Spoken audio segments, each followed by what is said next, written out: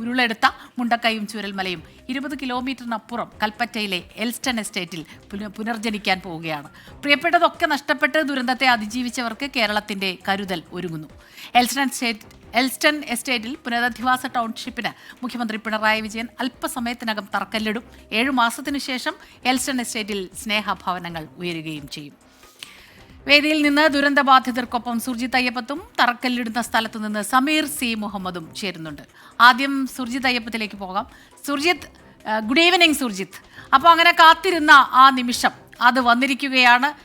ഈ ഒരു ദുരന്ത ബാധിതർക്കായി അവിടെ ഒരു ഗ്രാമം തന്നെ പുതുതായിട്ട് വരുന്നു എന്നുള്ളതാണ്. ആ ടൗൺഷിപ്പിൻ്റെ ഒരു ഉദ്ദേശം തന്നെ അതാണ്. അതുമാത്രമല്ല, കേരളത്തിൽ ഇതിങ്ങനെ വരുമ്പോൾ പുനരധിവാസത്തിന് ഒരു മാതൃകയാകണം. ആ രീതിയിലാണ് റവന്യൂ മന്ത്രി നമ്മളോട് പറഞ്ഞത്. അല്പസമയത്തിനകം തന്നെ ആ പരിപാടി തുടങ്ങും. ഇപ്പോൾ അവിടെ എന്താണ് സംഭവിക്കുന്നത്? എല്ലാ ഒരുക്കങ്ങളും പൂർത്തിയായി കഴിഞ്ഞോ സുർജിത്ത്? തീർച്ചയായും സ്മിത, വളരെ സന്തോഷമുള്ള ഒരു ദിവസമാണ്. ഏറെ നാളുകളായി ചൂരൽമല മുണ്ടക്കൈ ദുരന്തബാധിതർ ആഗ്രഹിച്ചിരുന്ന ആ ഒരു നിമിഷം അതാണ് വന്നെത്തിയിരിക്കുന്നത്. ചൂരൽമലയും മുണ്ടക്കൈയും ആ ഭൂപ്രദേശങ്ങൾ വീണ്ടും ജനിക്കുന്നു. അത് കൽപ്പറ്റ നഗരത്തിലെ എൽസ്റ്റൺ എസ്റ്റേറ്റിലാണ് ഇവിടെ വീടുകളുടെ ശിലാസ്ഥാപനം നടക്കാൻ വേണ്ടി പോകുന്നത്. മുഖ്യമന്ത്രി പിണറായി വിജയൻ തന്നെ ഇവിടേക്ക് എത്തും. ഇവിടെ ഒരുക്കങ്ങളെല്ലാം തന്നെ പൂർത്തിയായിട്ടുണ്ട്.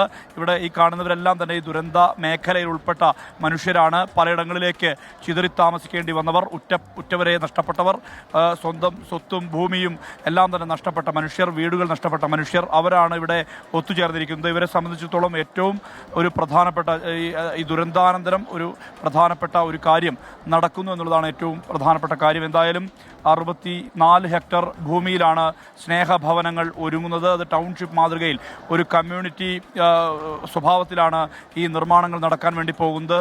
ഇവർ ചൂരൽമലക്കാരുണ്ട്, മുണ്ടക്കൈക്കാരുണ്ട്, അങ്ങനെ ഈ പ്രദേശവുമായി ബന്ധപ്പെട്ട മനുഷ്യരെല്ലാം ഇവിടെയുണ്ട്.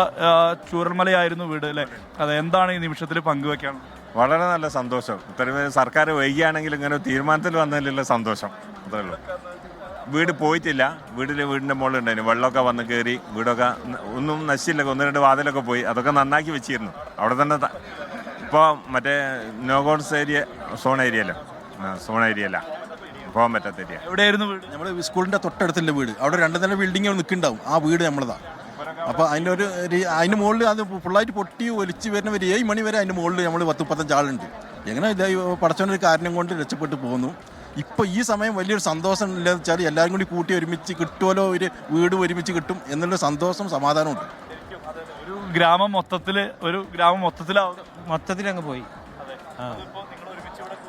അതെ, വളരെ സന്തോഷം.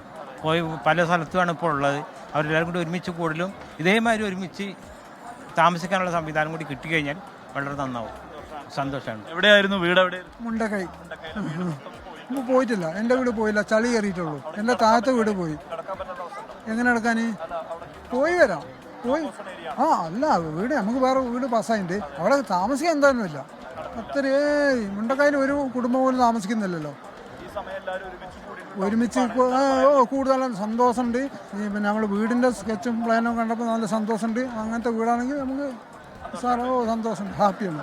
ദുരന്തബാധിതരെ സംബന്ധിച്ചിടത്തോളം വലിയ ആശ്വാസം, ആ വലിയ പ്രതീക്ഷ, അതെല്ലാം തന്നെയാണ് ഇവർ പങ്കുവെച്ചുകൊണ്ടിരിക്കുന്നത്. നമുക്ക് കാണാം, ഇവരെല്ലാം ഈ ഇരിക്കുന്നവരെല്ലാം തന്നെ ഈ ദുരന്തബാധിത പ്രദേശങ്ങളിൽ ഉൾപ്പെട്ട ആളുകളാണ്. അവരെ നമുക്ക് കാണാൻ കഴിയുന്നു എന്നുള്ളതാണ് പ്രധാനപ്പെട്ട കാര്യം. എന്താണ് ഈ നിമിഷത്തിൽ പങ്കുവെച്ചത്? സന്തോഷമുണ്ട്. തറക്കല്ല് 8 മാസമായെങ്കിലും ഇപ്പോൾ തുടങ്ങാൻ സാധിച്ചത് സന്തോഷമുണ്ട്. പിന്നെ എല്ലാവർക്കും വീട് കിട്ടണമെന്നാണ് എൻ്റെ അഭിപ്രായം. കുറേ പാടിക്കാരെ ഒഴിവാക്കി നിർത്തിയിട്ടുണ്ടല്ലോ, അവർക്കും കൂടെ ഈ അവസരത്തിൽ വീട് കിട്ടണം.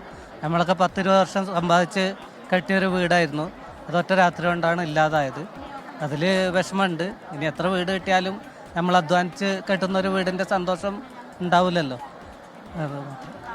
ആ ആഹ്ലാദം പങ്കുവെക്കുന്നു. ഇവരെല്ലാം തന്നെ ആ ദുരന്ത ബാധിത പ്രദേശങ്ങളിൽ നിന്നും എത്തുന്ന ആളുകളാണ്. അവർക്കെല്ലാം തന്നെ പ്രത്യേക വാഹന സൗകര്യമൊക്കെ ഇന്ന് ഒരുക്കിയിട്ടുണ്ട്. മുണ്ടക്കയിൽ നിന്നും ചൂരൽമലയിൽ നിന്നും അതോടൊപ്പം തന്നെ പൊട്ടിയടർന്ന പ്രദേശങ്ങളിൽ അവരാണ് ഈ കാണുന്നത്. എന്താണ് പറയാനുള്ളത് ചേച്ചി? എന്താ പറയാനുള്ളത്? നമ്മളെ എന്താ പറയുക, വയനാട് മാതൃക ടൗൺ ആയി വരികയല്ലേ. അപ്പോൾ എല്ലാവർക്കും വലിയൊരു ഉപകാരമായി, സന്തോഷമാണ്. ഇത് സന്തോഷത്തിൻ്റെ ഒരു ദിനമാണെന്ന് പറയുക. കുറേ ദുഃഖങ്ങളുണ്ടായിരുന്നു. അപ്പം എന്തായാലും ഒരു നല്ലൊരു സന്തോഷം. മുണ്ടക്കൈ പുഞ്ചിരി മട്ടത്ത് പറയാൻ പറയാൻ സന്തോഷമേ ഉള്ളൂ. ഇപ്പോൾ പറയാൻ സന്തോഷമേ ഉള്ളൂ. നല്ല വിഷമിച്ച് 32 പേര് പോയി നമ്മളെ കുടുംബത്തിലെ. ഞങ്ങൾ 5 പേര് മാത്രം രക്ഷപ്പെട്ടു. അപ്പോൾ രക്ഷപ്പെട്ട് ഇപ്പോൾ സർക്കാർ എല്ലാതും കൊണ്ടും നമുക്ക് എല്ലാ സഹായവും സഹായിച്ചു. അപ്പോൾ നമുക്കൊരു വീടെന്നൊരു സ്വപ്നമാണ്, അതും ഭംഗിയായി കഴിഞ്ഞു. ഒരുമിച്ച് താമസിക്കാം. സന്തോഷം. ഇപ്പോൾ ഓരോരുത്തരെ കണ്ടപ്പോൾ സന്തോഷമുണ്ട്, വിഷമമുണ്ട്. പല ഭാഗത്തേക്ക് പിരിഞ്ഞ മനുഷ്യരാണ് ഇവരൊക്കെ. അതായത് ദുരന്താനന്തരം പല മേഖലകളിലേക്ക് ചിതറിപ്പോയ മനുഷ്യർ. ആ മനുഷ്യരുടെ ഒരു കൂടിച്ചേരൽ, അതിൻ്റെ ഒരു സംഗമവേദി കൂടിയായി ഈ ഇടം മാറുകയാണ്. നമുക്കത് കൃത്യമായ രീതിയിൽ തന്നെ നമുക്ക് കാണാൻ കഴിയുന്നു എന്നുള്ളതാണ് ഏറ്റവും ആഹ്ലാദകരമായ കാര്യം. പലയിടങ്ങളിൽ നിന്നായി ആളുകൾ ഇവിടെ ഒത്തുചേർന്നിരിക്കുന്നു. ഇനി ഇവർ ഒരുമിച്ച്, അതായത് മുണ്ടക്കയും ചൂരൽമലയും ഈ പ്രദേശങ്ങൾ